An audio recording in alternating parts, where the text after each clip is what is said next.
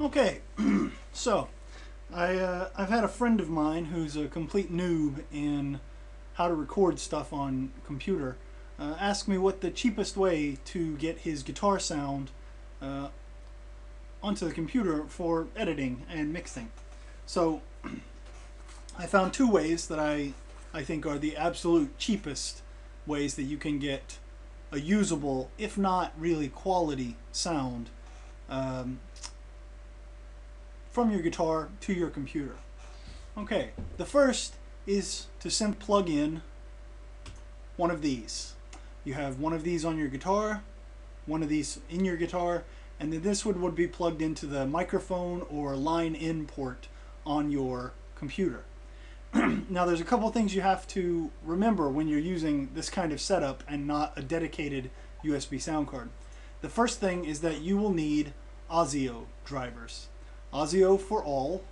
You can just Google it. It's the best audio drivers for Windows, and it will reduce the lag and the latency in the audio to something that's quite usable. So the first way that we have our guitar plugged in today is straight into the onboard sound card on my desktop. So if you have a look here, you can see we've got input. Okay, sounds okay.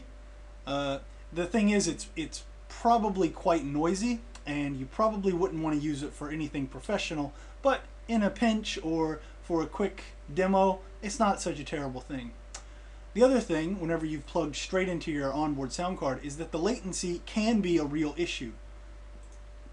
If you open up Reaper's audio device settings, you can see that I'm using 96,000 Hertz as my sample rate and 256 as my block size. Now, generally, it will default to 1024.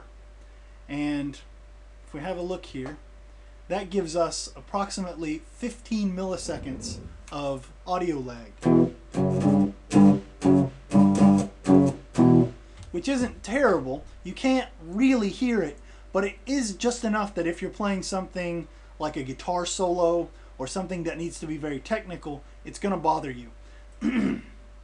But you get the best sound out of your guitar, right?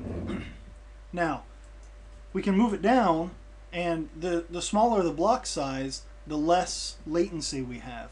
So if we move it to 512, you can see we have less than 10. That's not bad. If we move it to 256, which is what I had it at before, you get 7. Now, anything from 7, 6, 5, all the way down to 1 or 2, you're not really going to be able to hear very well. You're not going to hear the lag very well, but you can hear the guitar just fine. Okay? But I hear you say, 7, that's just too much. What happens if we go smaller? Well,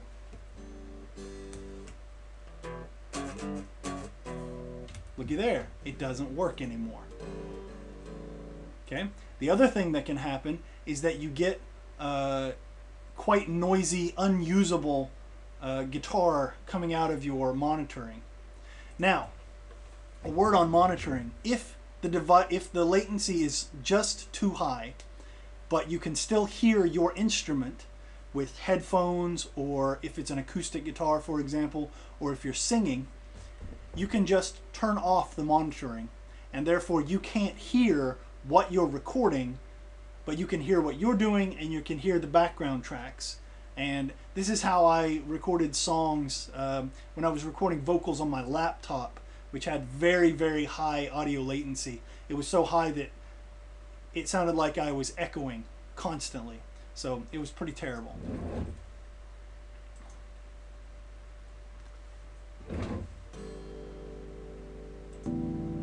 Okay, so once you have this, you can do your recording just like in any of the other videos.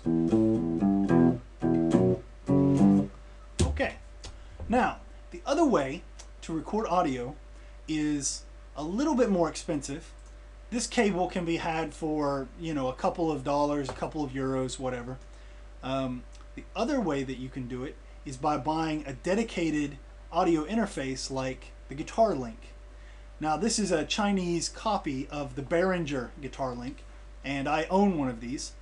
And you can, as you can see, you can have it for less than $10. It's about €7, and it's better than using a straight audio cable, but it's still not close enough to what I would call an acceptable quality sound. You wouldn't want to use this for any dedicated recording or studio recording.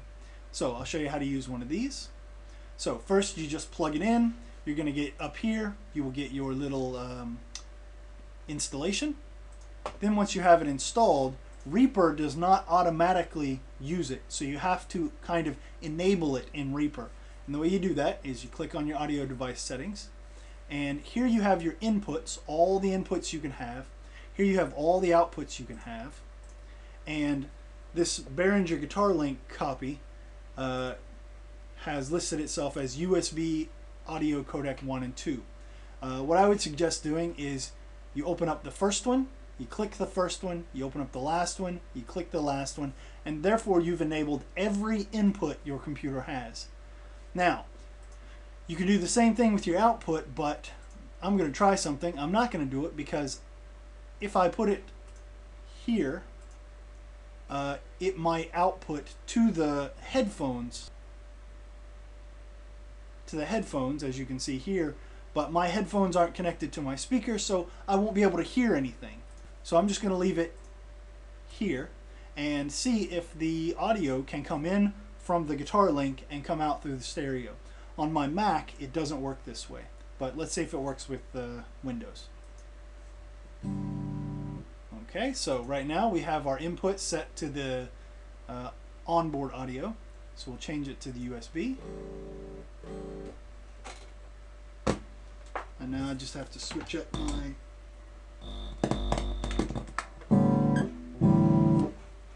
okay, well that works perfectly. Like I said, that works on Windows. That doesn't really work on Mac, at least on my Mac Mini. I don't know why. Let's have a look at the audio latency. It's 7 milliseconds, acceptable. But here we can really hear that distortion that appears if you make this smaller. Okay, well it doesn't want to do it for me today, but that's okay. Anything smaller than 128 or 256, I really don't recommend. So with this one, you get, I would say, a better quality sound than plugging straight into your onboard audio. But let me show you something here. I'm going to turn my guitar.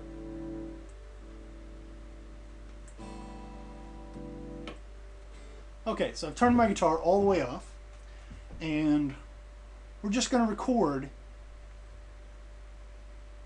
the noise that this cheap copy makes. Now, I don't think that the real Behringer Guitar Link makes this audio noise. At least I would hope it doesn't.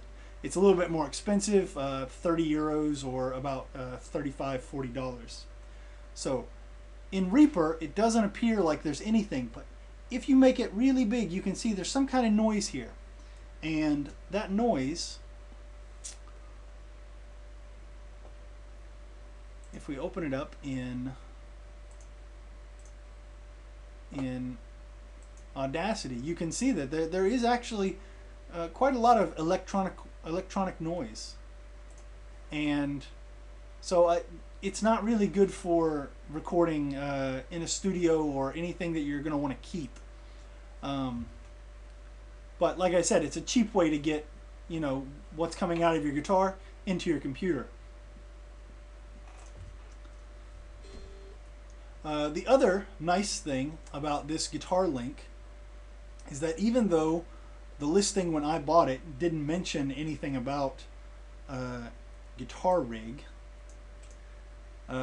this Guitar Link that I bought off eBay came with a bootleg copy of Guitar Rig 2, which is actually quite old, and I wouldn't recommend it over Amplitube. But if you can't run Amplitube or you want to try something a little bit different, then a nice bootleg copy of Guitar Rig it can be a nice bonus. But let's Let's open up Reaper here. Let's do a little bit of recording.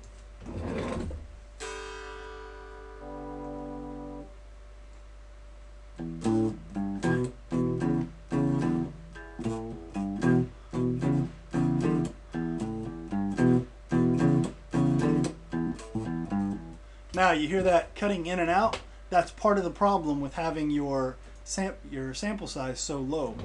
If we make this just a little bit bigger and try again, there should be less or even none of that audio distortion.